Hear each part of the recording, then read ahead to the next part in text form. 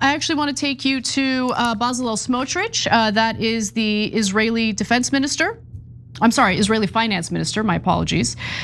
Because apparently some Israeli officials are expressing delight over the fact that the US is in fact absorbing the human and financial costs of the war that they wanted, that they called for, that they pressured the Trump administration to engage in.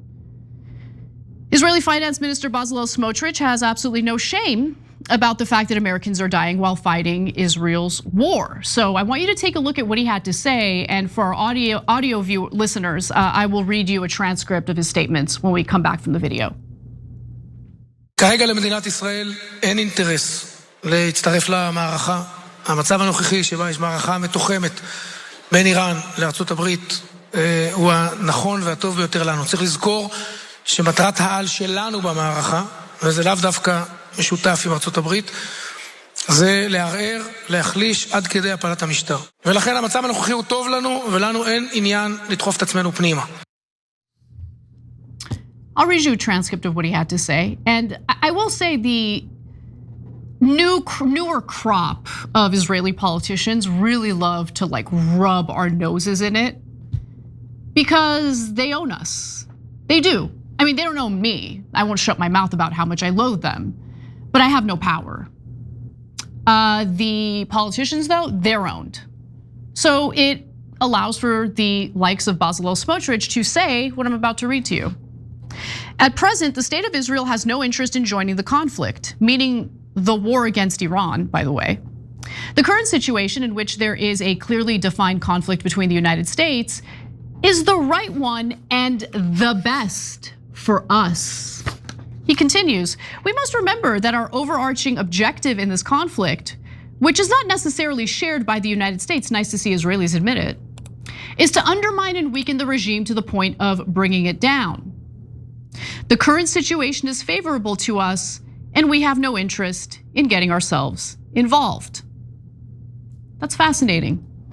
Now, there's a certain arrogance among the members of the Israeli government that I've learned to actually enjoy rather than allow them to get under my skin. And I'll tell you why. When you've had a military superpower like the United States backing anything and everything you want to do, all of the wars, all of the chaos, all of the destruction in the Middle East, you start to get real cocky and you think you're invincible, right? Except the Iranians had to deal with the United States waging war against them in the 1980s, and we used Iraq to do it. In fact, we supplied Iraq with chemical weapons, which were also used against the Iranians. And hundreds of thousands of people were killed as a result. So when I hear the whining about, oh, they're chanting death to America. Yeah, I mean, can you blame them when you consider what America has done to their country and to their people, to their civilians, and continues to do so, by the way. Iran is not full of ignorant, backward thinking, I don't know, doofuses. Like these are people who have been preparing for this day for literally 40 years.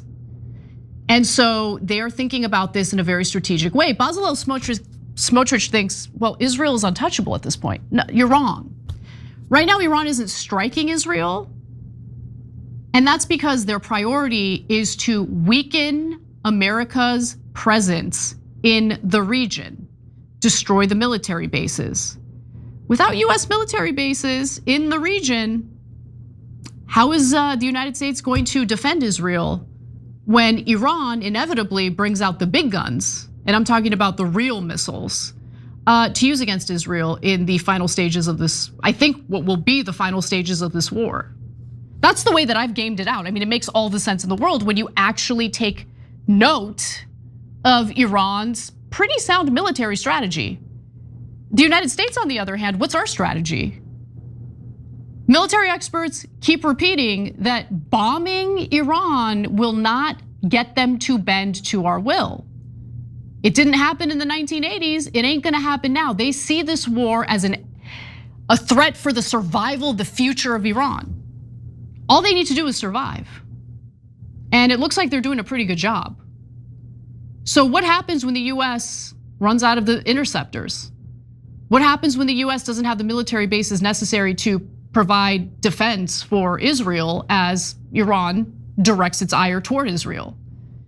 And how is Bezalel Smotrich gonna feel about it when that day comes? Because I guarantee you that day will come if the war continues to play out in the way that I see it playing out. Inquiring minds wanna know. But it does seem like Trump is prepping for a possible ground invasion. I know it sounds insane, and it is insane. It would be a dumb thing to do.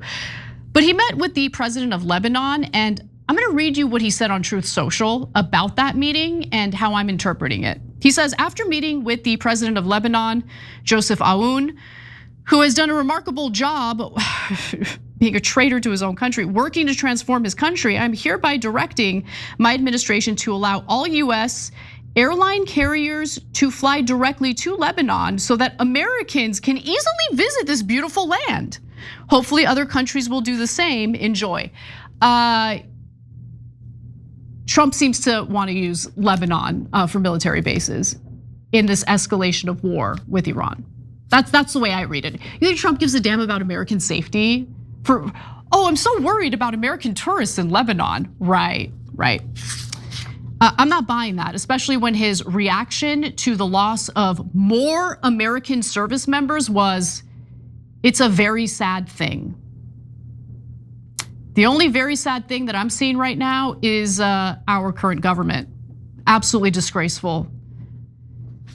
19-year-old young woman, she wasn't even old enough to drink yet, and she freaking lost her life in a war that isn't even about protecting our country.